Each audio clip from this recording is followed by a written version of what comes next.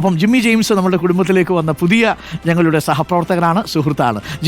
Jimmy N T വിയിൽ നിന്ന് തുടങ്ങി, എനിക്കൊന്ന് എൻ ടി വിയിലല്ലേ തുടങ്ങുന്നത്, എൻ ടി വിയിൽ നിന്ന് തുടങ്ങി ഏഷ്യാനെറ്റിലൂടെ പ്രിയപ്പെട്ട പ്രേക്ഷകർക്കൊക്കെ വളരെ പ്രിയപ്പെട്ട, ഇപ്പോഴും ഏറ്റവും നല്ല അഭിമുഖങ്ങളിലൊന്ന് ജിമ്മി ചെയ്യുന്ന അഭിമുഖമാണെന്ന് പല ആളുകളും എന്നോട് പറയാറുണ്ട്.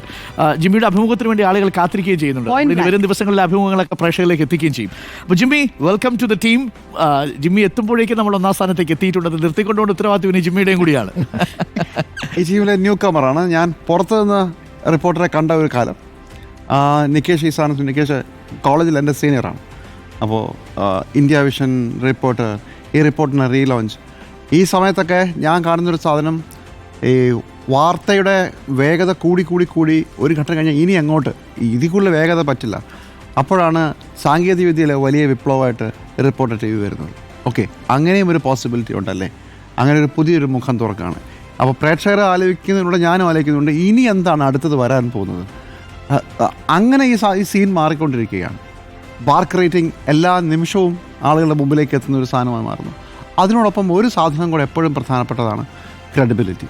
അതും ഓരോ നിമിഷവും കാത്തു സൂക്ഷിക്കേണ്ട ഒരു ഉത്തരവാദിത്വം നമ്മുടെ മുമ്പിലുണ്ട്. ഒന്നാം സ്ഥാനത്ത് നിൽക്കുന്ന ഒരു മാധ്യമ സ്ഥാപനത്തിനോട് ജനങ്ങൾ കാണിക്കുന്ന ഒരു വിശ്വാസം, അത് ആ മാധ്യമ സ്ഥാപനം നമ്മുടെ ക്രെഡിബിലിറ്റി നിലനിർത്തുന്നതിൻ്റെ കൂടെ ഒരു ഉത്തരവാദിത്വമായിട്ട് മാറുകയാണ്. So credibility matters and we are here I suppose because we are credible also. Okay, thank you. എപ്പോഴും നമ്മൾ പറയാറുണ്ട്, മാധ്യമപ്രവർത്തനം എന്ന് പറയുന്നത് ഈ ഇംഗ്ലണ്ടിലെ കൽക്കരി ഖനികളിലൊക്കെ ഖനിയിൽ കുഴിക്കാനിറങ്ങുന്ന തൊഴിലാളികൾക്ക് മുൻപ് കാനറി പക്ഷികളെ പറത്തിവിടുമായിരുന്നു അത്രേ. ആ പക്ഷികൾ തിരിച്ചു വന്നാൽ മാത്രമാണ് ആ മൈനുകളിലേക്ക് നിങ്ങൾക്ക് ഇറങ്ങാൻ കഴിയൂ.